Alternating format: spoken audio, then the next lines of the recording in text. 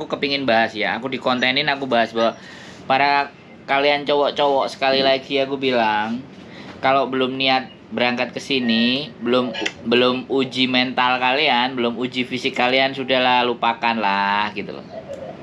Jangan ngarepin yang enak-enak gitu loh. Buktinya sama cewek aja kalah gitu loh.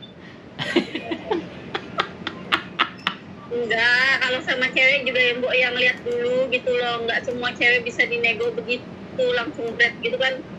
It make me feel like lu nggak ada harga dirinya. Where mana laki-laki lu gitu loh.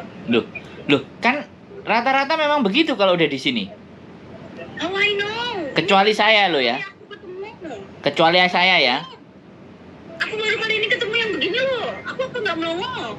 Loh, Hah? enggak. Dengan entengnya lu nego sama gue gitu loh. Lu mandang gue apa?